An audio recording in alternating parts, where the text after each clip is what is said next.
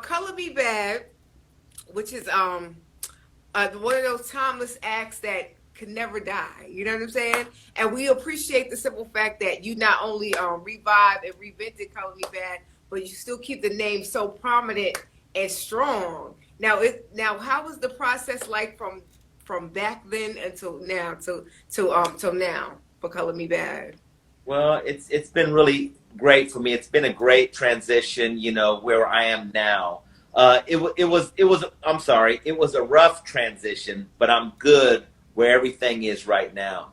And we just been out touring, doing a bunch of shows. I'm happy. I'm happy. It couldn't be better. Good, good, So, good, good, good. yeah. Now when you say rough transition, can you talk about a little bit about the process of it being rough? And then, of course, you said Yeah, it's like this. It's like Mary. It's like, sometimes people grow apart, and right, sometimes people take different paths than other people, right, and you know, sometimes you don't always agree with people's directions and paths. So me, I'm responsible for my own decisions and my own choices in life. So I have made that choice to keep going in the direction of keeping the brand alive, keeping the music alive, going out and do shows. Some of the other members decided to quit. They decided to go on and do other things. hmm One of the members I had to remove from the brand. But I'm just keeping it real. right, Sometimes, like I said, people change. People right. change. And if it's not working with the brand, then they've got to move on and continue to go on with their own lives or whatever they decide to do. So, Absolutely. Well, we're glad you made that leap, and you're doing well for yourself, and we appreciate that. So the original members and now the transition to the new members. Can you talk about the new members of Color Me Bad? the new members, I always just say, it's the C&B team. It's the Color Me Bad team. Okay. That's what I refer to them as because they're great guys. They come on stage with me. I met one of the guys, Chris Campbell. He danced with Salt and Pepper, and he really worked out. Man, he was a great choreographer. We get along great off and on stage. So it helps to have somebody that you're really cool with, to hang with, not only on stage, but off stage. That's so important. He ended up bringing his cousin that came on board, Eric Footman.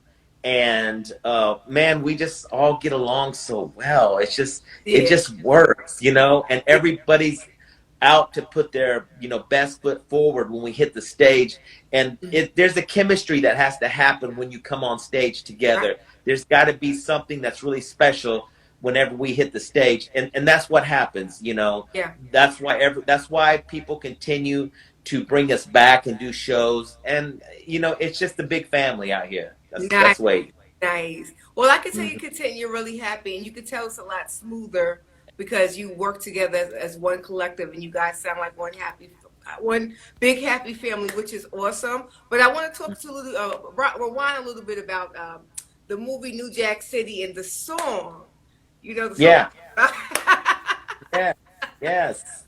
Yes. Because the movie colored me, the C&B, of course, and the blockbuster hit New Jack City, which was a massive hit, and it was attached to the song. So we want to talk about the explosion of that. Did you know, like, how did that come about? Like, it was a song, it was the movie, C&B, it was C&B in the movie, and the Yeah. Yeah. massive. Like, can you talk to us about that? Yeah, that whole C&B thing was just a coincidence. It just happened. But we were Gary Harris, rest in peace, who's no longer with us. He was the one that came to Oklahoma City, where we were at the time. He brought Stanley Brown and Dr. Freeze, and like we always say, we were supposed to be doing the song "I'm Dreamin'," which was a big hit for Christopher Williams. Yeah, yeah. But it didn't fit our style. It wasn't who we were. We told Gary, who was out in the lobby, "Hey Gary, this song is great, but it doesn't fit us. It's not who we are." So he went ahead and he asked Dr. Freeze if Freeze could play us that "Sex You Up" track. Right. And I was the first one to hear the track because he got, I was the first one to put on the headphones, Mm-hmm. and I listened to it, and I was like, man, this is it, guys. I'm Right. really digging. So the other guys listened to it after that, and everyone seemed to, be in agreement. So we were going to go after that song. He gave us a track. He left it. We didn't have time to record at that moment. So we decided to write our own version. And the song that we wrote to the I Want to Sex You Up track was the version that went on the New Jack City soundtrack. Because there was two versions of the song. Okay. And, one version went on the New Jack City soundtrack. The other version